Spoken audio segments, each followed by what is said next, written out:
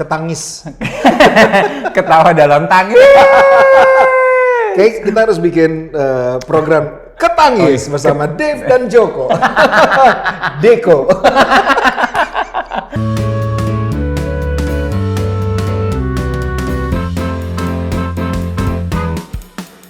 Hai everyone, senang sekali saya Dave Hendrik menyapa teman-teman kembali di kanal YouTube-nya Hafiz Bazaar Indonesia.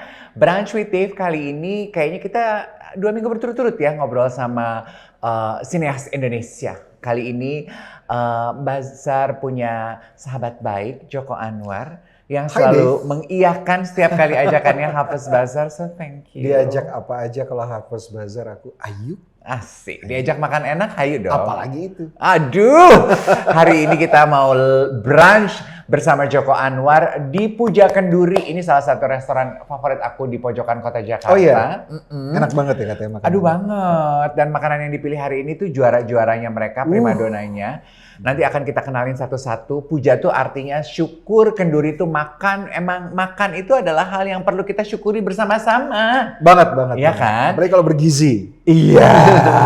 Coba. Dan gratis. Iya. Dan with a good company. With a good company. Yes. Aku mau kenalin dong apa yang kita punya. Ada nasi liwet, ada rahang tuna honje. Rahang tuna.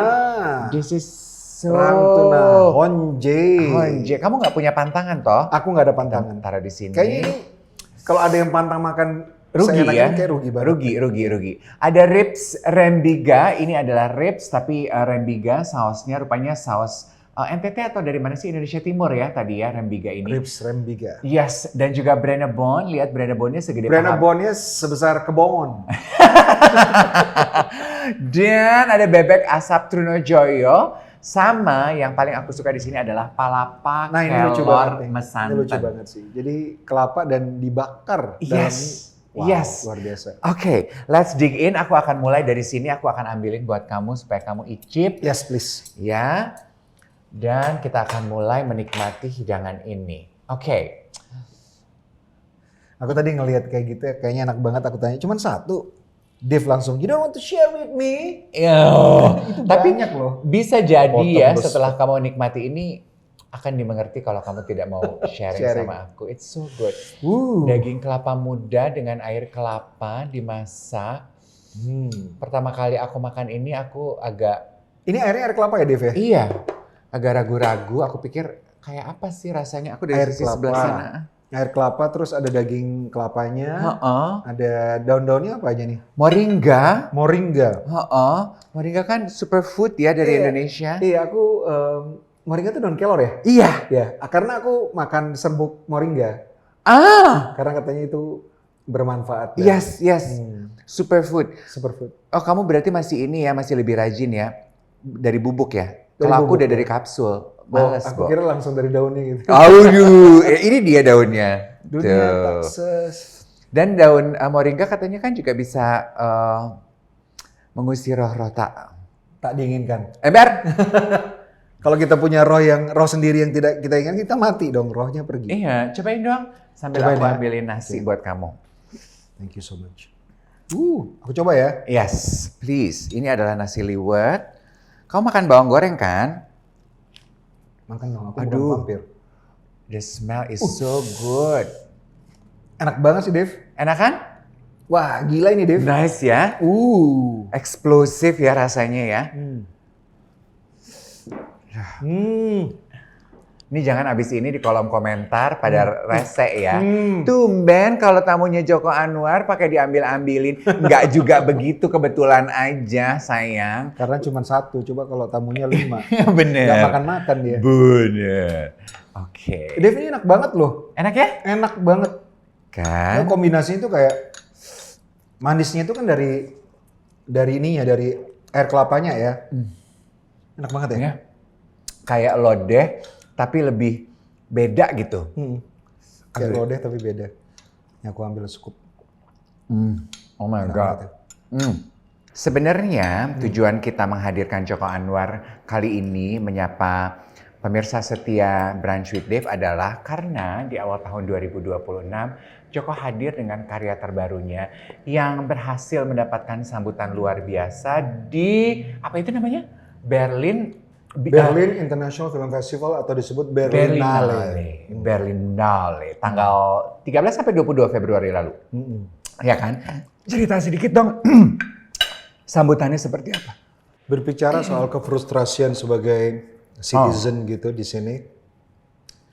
Film ini encapsulate that frustration sebagai WNI.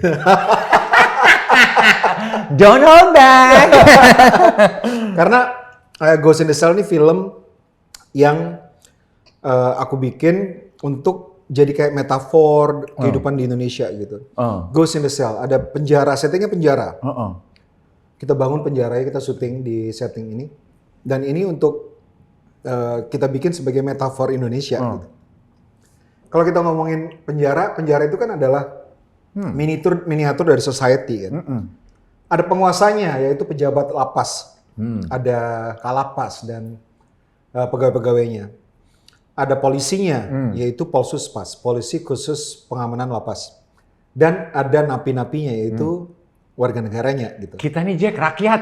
Jadi ini adalah miniatur dari sebuah negara, sebuah negara gitu. Dan yang kita tampilkan di Ghost in the Shell itu adalah permasalahan kita sebagai warga negara Indonesia, bahwa penjara itu kan adalah sebuah tempat di mana orang mendapat hukuman karena melakukan kejahatan. Tapi tidak semua orang mendapatkan hukuman yang sama. Jadi tidak ada keadilan di situ gitu. So Ghost in the Shell kita bikin sebenarnya untuk mencerminkan bagaimana kehidupan di Indonesia, tapi kita terpilih untuk diputar di Berlinale ini, which is one of the top 5 film festivals in the world. Kan ada Berlinale, ada Cannes, ada Sundance, Toronto, sama Venice kan. Masuk ke Berlinale, tadinya kita agak-agak deg-degan. Deg-degan apa? Karena ini Ghost in the Shell ini film komedi sebenarnya, komedi horor, tapi betul-betul mencerminkan bagaimana Indonesia. Iya. Cara berkomunikasinya juga Indonesia, masalah yang ada di Indonesia. Will it resonate di panggung dunia exactly, gitu ya? Apalagi komedinya banyak komedi recehnya Indonesia. So we were very kayak ntar gimana ya? Karena kalau di festival besar itu kan kalau mereka suka sama filmnya, di clap, ya kan? Mereka cheer for the film. Tapi kalau misalnya they don't like the film, they will boo at the film gitu. Mereka akan boo atau they will jeer, disorakin lah segala macam. So aku pergi bersama kru dan pemain, ada Abimana Aresyata sama Andy Arfian. Itu Abimana sebelum filmnya diputar tuh ribut banget, kayak pas filmnya kan sold out di sana. Diputar 4 kali semuanya sold out. Di pemutaran pertama kita belum tahu nih karena pertama kali diputar ya di Berlinale ini. Pas mau diputar si Abi, kita duduk di dalam dan more people coming in dari banyak sekali negara. Ada yang muda, ada yang tua banget sampai umur 80-an tahun juga masuk.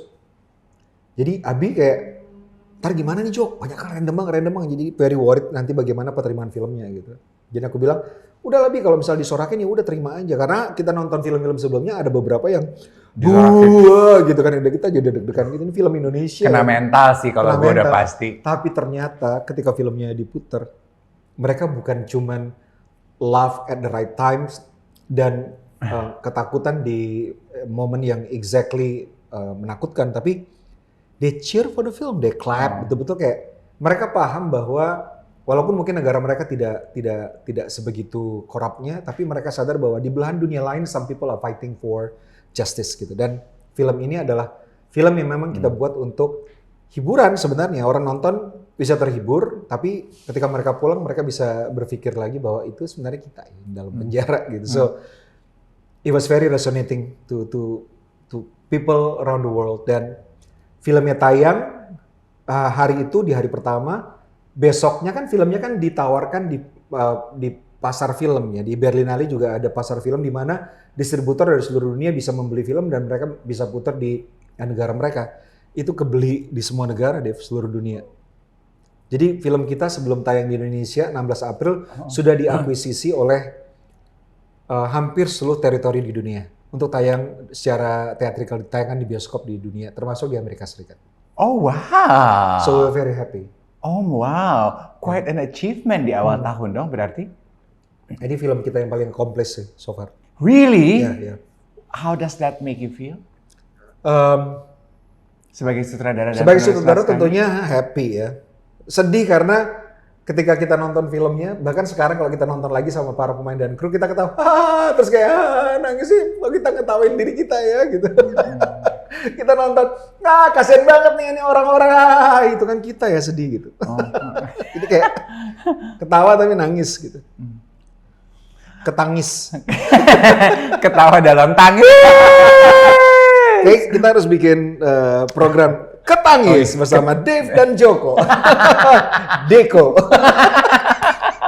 Kamu cepet ya dengan catchphrase ya. You very fast. Aku dengar banyak sekali cast nama-nama besar yang terlibat di film ini. Ya.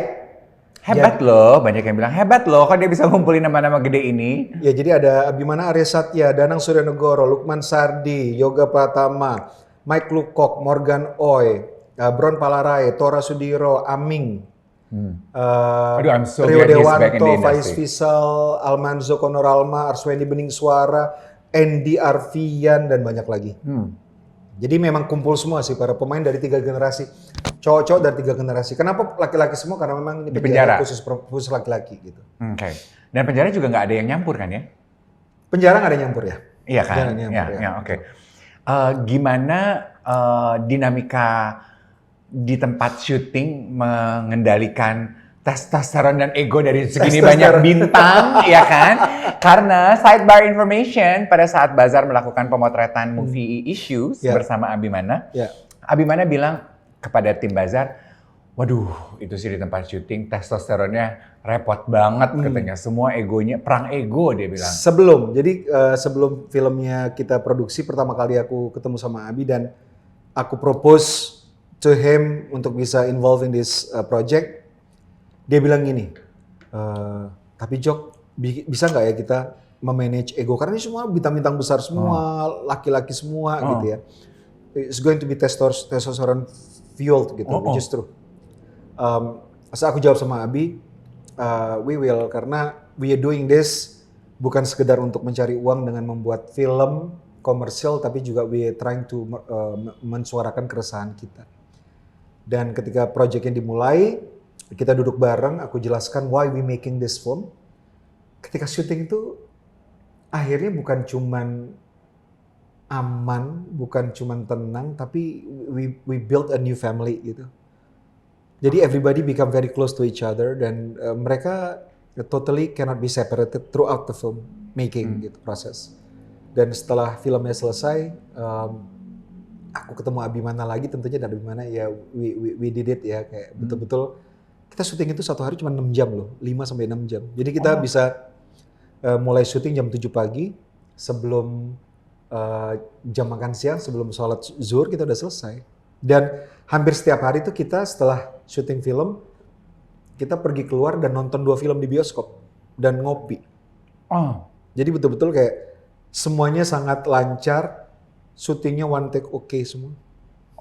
Jadi selesai, next, udah rap teman-teman gitu. Terus ada beberapa pemain yang deketin aku dan mereka bilang gini, Jok, lu kita pulang nih ke base camp, lu nggak syuting sama orang lain kan? Jangan-jangan lu bikin film dengan orang lain karena kok cepet banget. Dan guys, everything is very smooth dan hasilnya sudah aku perlihatkan ke mereka semua and they very happy.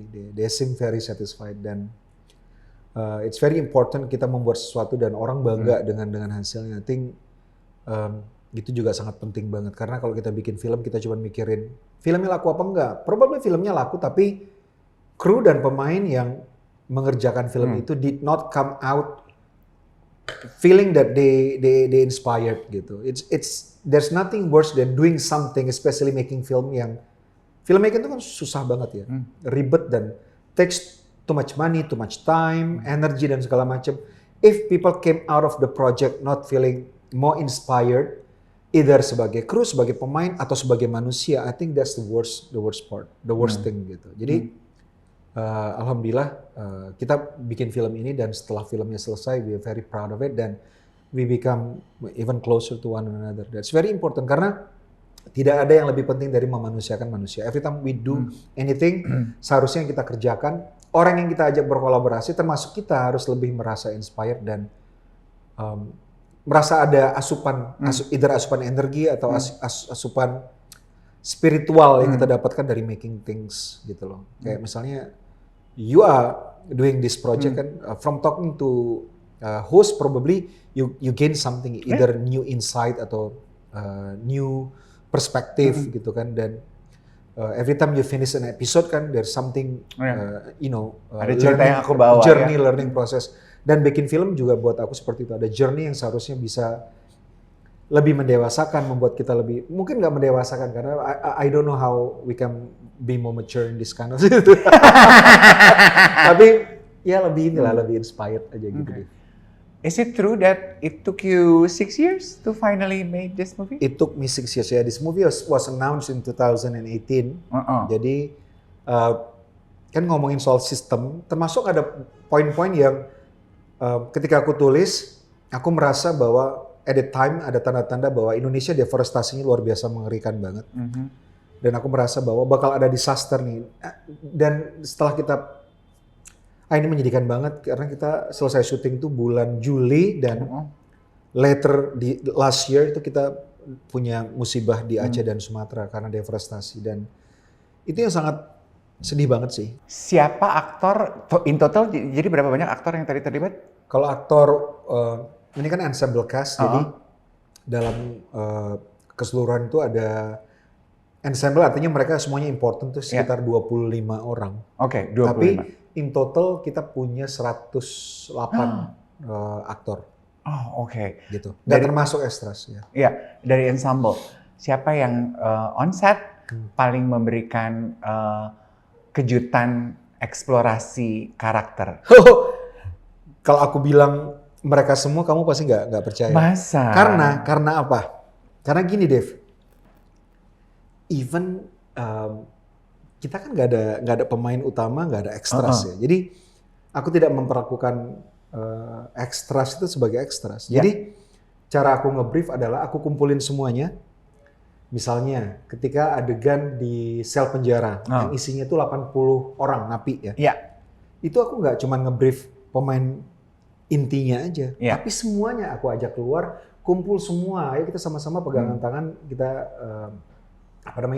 aku brief situasinya apa, bagaimana kondisi dan apa yang ingin kita capai dalam scene ini. Jadi semuanya itu dikasih brief bebarengan gitu.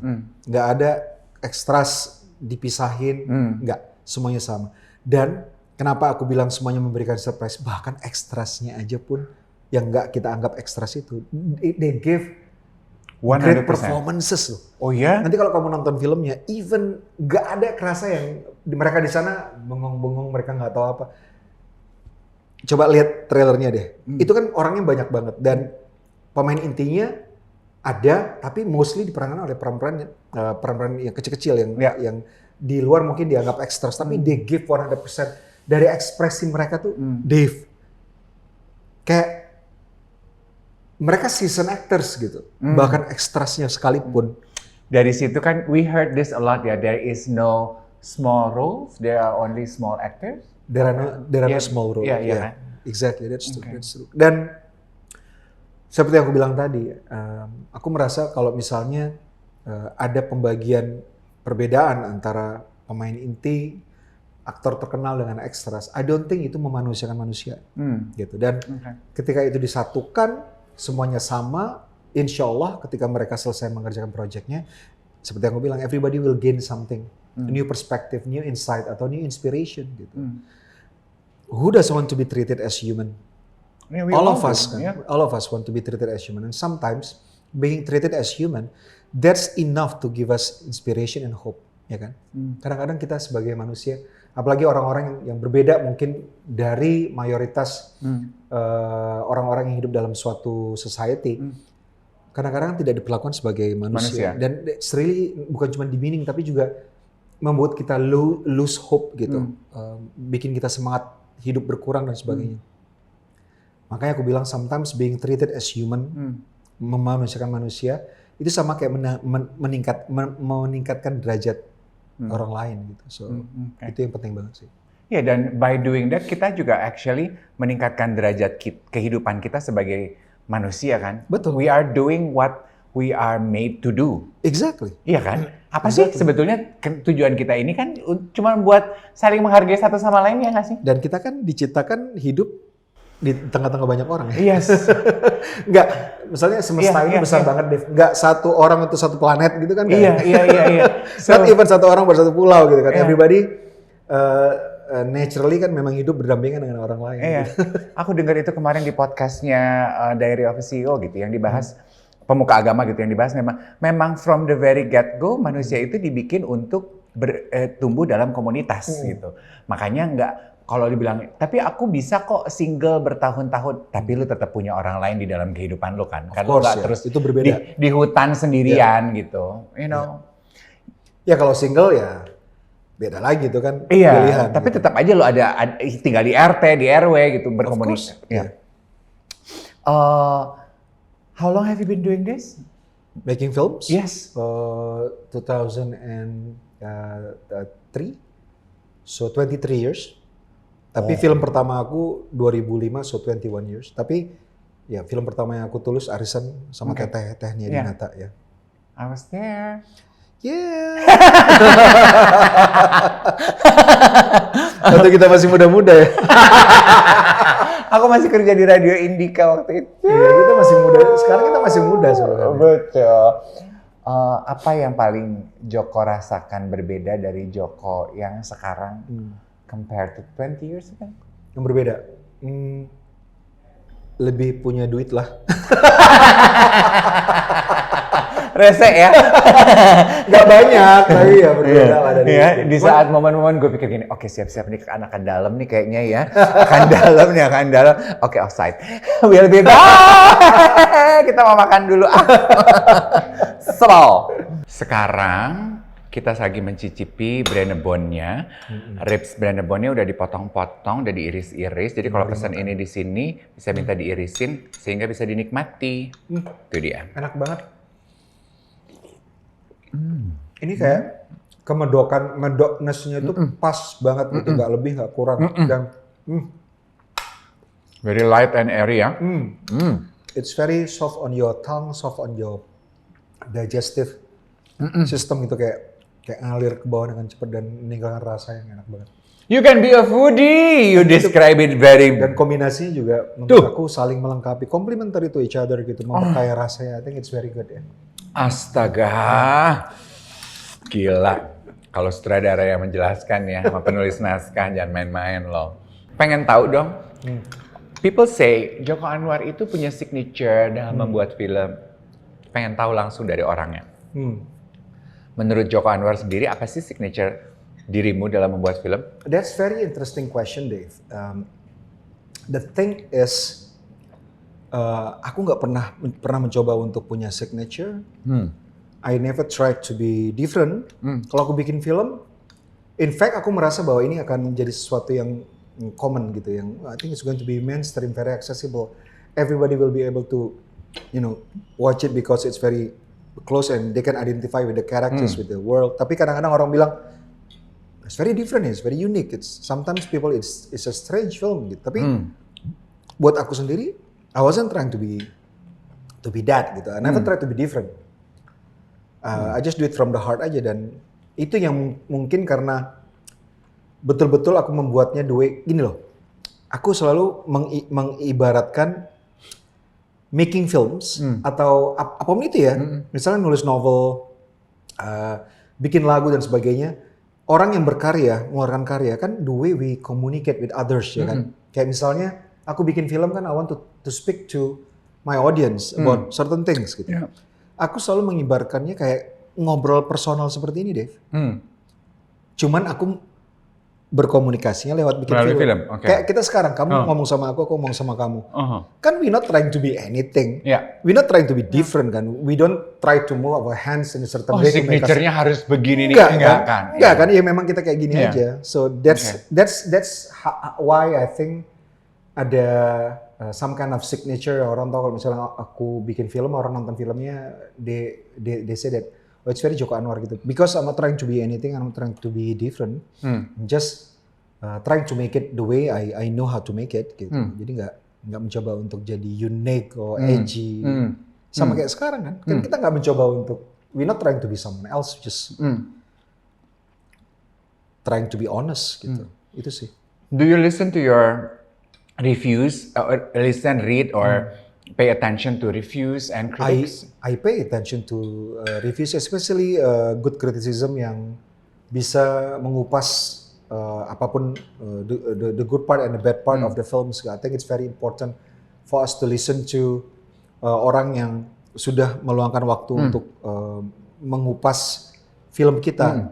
It's insights kan, it's perspective. So it's very important to get new perspective, to gain new insights on your films, because you just a filmmaker, you're not a perfect entity gitu. There's no such thing as perfect entity. Dan ketika kita bikin film, orang memberikan review, I listen to them very much, dan mencoba untuk membuatnya untuk menjadi bahan untuk membuat sesuatu yang lebih baik the next projectnya. Even though I'll be making new mistakes gitu. Ya, aku nggak akan membuat kesalahan yang sama yang pernah aku lakukan, but you know that's the beauty of filmmaking and the beauty of making karya lah gitu.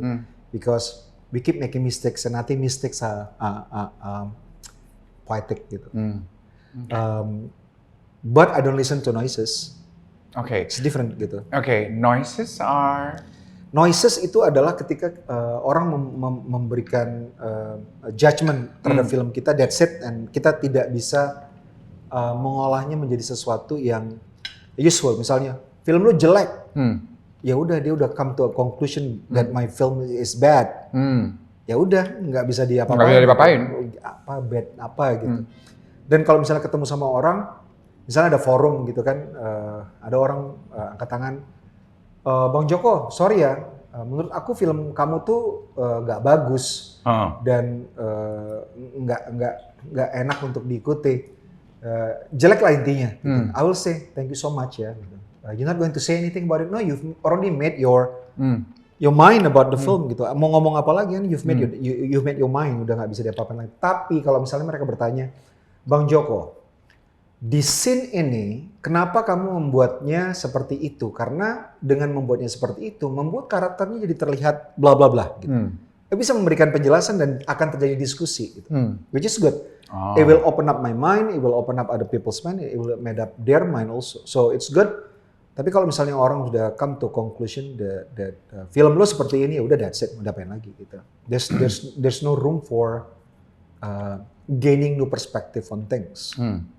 Gitu. Wow, itu sebetulnya relate ke kita ya, yang belakangan juga suka merasa dipojokkan, diserang, di sosial media kan di kolom komentar rame banget gitu ya, ada aja gitu.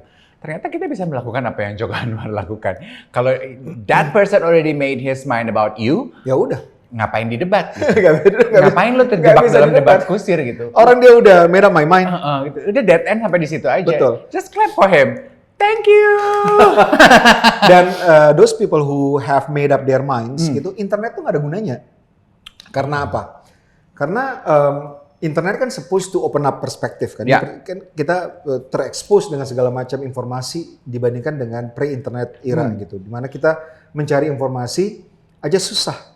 Tapi begitu ada internet, if we have made up our minds, ketika kita membaca sesuatu yang tidak sesuai dengan apa yang sudah kita putuskan, itu nggak masuk ke kita. Tapi kalau misalnya ada pendapat yang memvalidasi pendapat kita yang udah kita bikin dan nggak bisa diganggu gugat, itulah yang berguna buat kita. Tapi kan itu apa gunanya gitu? Yeah. Dan sekarang dengan adanya algoritma yang kita dapatkan, kita di-feed dengan things yang memvalidasi apa yang sudah kita pikirkan sebelumnya, udah kita judge.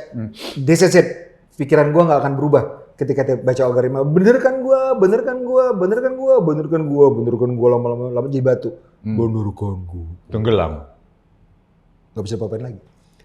Tapi if we open up our mind, probably our perspective is, I wouldn't say wrong, tapi bisa disempurnakan. I think it's going to be useful apa yang kita lakukan setiap hari. Apakah open up social media, reading the news, listen to podcast,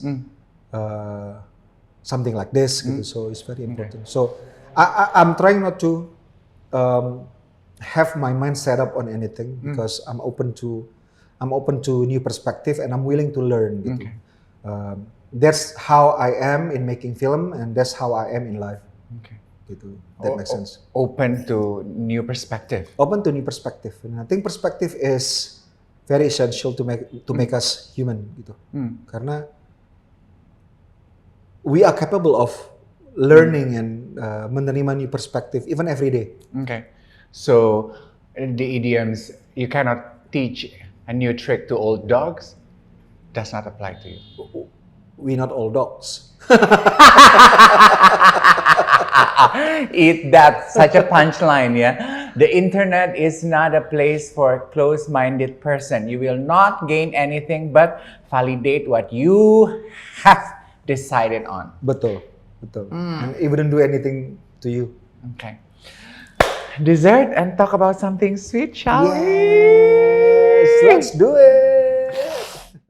Berarti selama rentang perjalanan waktu berkarir di dunia film Indonesia itu, kamu nggak pernah break atau ada masa vakum atau tidak memproduksi apa-apa ya?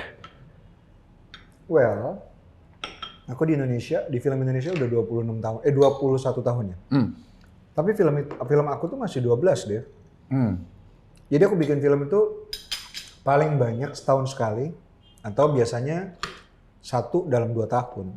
Oke. Jadi kalau ditanya vakum enggak, tapi aku mempersiapkan film aku yang nextnya apa. Jadi enggak pernah vakum sih. Oke. Bagian paling menantang dari filmmaking adalah? Aku kebetulan sangat beruntung bahwa aku selalu bisa membuat film yang aku mau. Jadi aku belum pernah bikin film for hire, artinya aku belum pernah dipanggil sama either produser atau PH dan lu bikin film ini buat kita gitu. Nggak pernah seperti itu. Aku selalu bikin film. Takut kali mereka malu. Kagak lah. Siapa aku? Aku kan hanya sekedar sutradara ini. Imut. Tapi gini, jadi aku tuh bikin film kan nggak pernah dipesan sama orang. Jadi aku selalu bikin film tuh selalu dari diri aku, ada impuls dalam diri aku. Either itu concern, keresahan, atau inspirasi, sesuatu yang ingin aku katakan lewat film gitu. Jadi kalau kamu tanya tantangan terbesar apa, adalah karena aku selalu berhasil membuat film apa yang aku mau, dan biasanya kreatif kontrolnya juga selalu dari aku. Tantangan terbesarnya adalah bagaimana not to be self-indulge about it gitu. Karena aku tahu keputusannya ada di aku sendiri, jadi aku selalu berusaha untuk menjadi my hardest critic gitu. Jadi aku nggak mau karena aku diberikan keleluasan untuk bisa berkarya apapun yang aku mau, ya aku jadi kebabalasan, self-indulge, tidak memikirkan penonton gitu. Dan selalu menempatkan aku sebagai my own biggest critic. So that's I think the biggest challenge every time I make films. Gitu. Okay. Dari perjalanan rentang karir itu ada nggak masa di mana jenuh atau bosen ya atau capek ya? Aduh, I don't know what to do anymore. Enggak. In fact, aku tuh selalu nulis. Kalaupun misalnya aku nggak ada project yang lagi mau kita kerjakan, aku selalu nulis gitu. Karena seperti yang aku bilang tadi, kalau aku bikin film kan dimulai dari keresahan. And I don't think I'll be ever nggak resah tentang things gitu. Kita sebagai manusia, I don't think kita akan pernah tidak punya keresahan. So, if you make films atau you make karya based on that, I don't think you'll have no inspiration to create gitu. Gitu sih. Okay. So nggak pernah merasa jenuh, nggak pernah. Tapi yes, aku berpikir I won't be making films kayak all my life gitu, nggak sih. Aku bakal at one point will stop and retire gitu. Okay. Retire as in not making movies anymore and not working. Just, really? Yeah, just enjoying life. Not working. Itu kan kayaknya mimpi semua orang ya untuk bisa pensiun dini gitu. How old are you this year? If you don't mind me asking. Sampai keselak 50. Yang lain kan mungkin nggak berani kali mau nanya ini sama lo. Kalau bisa dilihat di Google. Iya. 50. Kebayangnya berarti pensiun itu di umur berapa? 60, 65? 55. Very young. Doanya, rencananya. Karena aku nggak mau pensiun ketika aku tidak bisa menikmati masa pensiun secara full gitu. Oh, udah jompo, rematik, back pain. Ini masih sehat, masih bisa jalan-jalan Iya di kan? 5 menit trotoar. sekali udah sibuk nyari Oh, toilet gitu karena udah nggak bisa nahan Eh, pipis. kamu tahu nggak sih di Jakarta itu kalau mau jalan kaki kan susah ya? Eh? Trotoar tiba-tiba lobang harus lompat, tiba-tiba ada pohon, tiba-tiba ada baliho ini sekarang. Jadi perlu extra agility dan extra effort untuk jalan-jalan di. Yes. Makanya kalau mau pensiun, mau cuma jalan-jalan aja, harus masih sehat. Kalau nggak nyemplung. Ih betul. Ini tuh Jakarta sayang. Nah, itu dah. Trotoar kita tuh kolaborasinya sama time zone, banyak tantangan. Emang begitu permainannya. Kita Makanya. mabar bareng, main bareng say. Itu dah. Makanya kalau pensiun udah nggak bisa jalan, udah sih kasihan mau kemana aku. Nah. Tapi kamu kepikiran nggak sih karena di Indonesia itu, kalau kita bandingkan misalnya dengan negara yang lebih maju, di mana ketika orang pensiun, kita masih melihat orang umur 80 tahun, 90 tahun masih sehat karena mereka masih have so many things to do. Ya. Mereka bisa pergi ke museum, mereka bisa melihat hiburan, teater, film dan segala macam. Dan either mereka bayar full atau setengah harga, bahkan naik transportasi juga mereka bisa free karena mereka seniors kan. Kalau di Indonesia kan kalau orang tua ya udah di rumah aja gitu. Sedih banget ya. Iya. True. Ya nggak sih? Oh, Kasihan orang tua kita kan. satu-satunya tempat yang aku masih melihat orang tua beraktivitas, Plaza Indonesia on the weekends. Yang lainnya, where are the old people? Di rumah nggak ngapa-ngapain. Betul. Sad. Dan kalau Plaza Indonesia, we talking about orang yang punya uang kan. Nah orang yang nggak punya uang, what should we do? Jalan-jalan di trotoar, nggak pulang, dicari dari bawah. Udah pegangan gini nih. Oh my God. Describe your perfect day. My perfect day. Waking up at 5 with my 2 dogs. Playing. Someone I love with me. Go to the living room, listening to opera. I love opera. Oh. And reading about news. Mm. That's what I do every morning. I wake up, listen to opera, making my own coffee with my 2 dogs, and listening to opera Wow. with someone I love. What a life. And then 1.5 hour later, buru-buru untuk kerja. Kan. Jadi perfect day-nya kalau sekarang cuma pagi doang dan cuma kayak 2 jam gitu. Tapi kalau misalnya perfect day probably nggak harus ada kesibukan yang lain. Just listening to things, beautiful things, watching beautiful things. And extended mornings. Extended mornings. I love that, extended mornings. Kita bikin acara kedua, extended beautiful morning. Yang katanya mau pensiun ngobrol sama Bazar Brunch with Dave aja idenya banyak banget. Ini mah naga-naganya pensiunnya nggak diem di rumah ini sih. Tapi beautiful things, perfect day doesn't have to be anywhere. You don't have to go anywhere. Kemana di rumah aja. It doesn't have to be fancy. We can have just tempat yang sederhana. And we can listen to music from any kind of devices. Doesn't have to be expensive. And they're free basically kan to listen. So to immerse ourselves in arts, that's going to be a perfect thing to do. Karena apa, Dave? Art itu by nature secara hakikatnya adalah membuka pikiran. Dan orang yang pikirnya terbuka, I think they will be more content than orang yang pikirannya tertutup. Karena they hate about everything. They worried about many things. Tapi orang yang terbuka pikirannya, they can see differences as just a different perspective. And everybody has a right to live how they see fit. Kalau misalnya kita nggak terlalu banyak kebencian, I think it's more beautiful that way. Dan cara kita untuk bisa mengurangi hate di dunia ini adalah dengan cara membuka perspektif baru. Yaitu dengan art, dengan seni. Yang kita butuhkan sekarang seni, lebih banyak seni. Kita lebih butuh banyak tempat-tempat seni pertunjukan di Indonesia di kota-kota besar, di desa. Kayak kalau kita lihat Jakarta, tempat pertunjukan seni it's very minimal, ya kan? Museum juga part of art gitu. Ya, di part of art, apalagi museum contemporary arts gitu kan, yang di negara lain banyak. They open up perspektif, membuat kita mencoba untuk memahami sesuatu yang foreign to us gitu.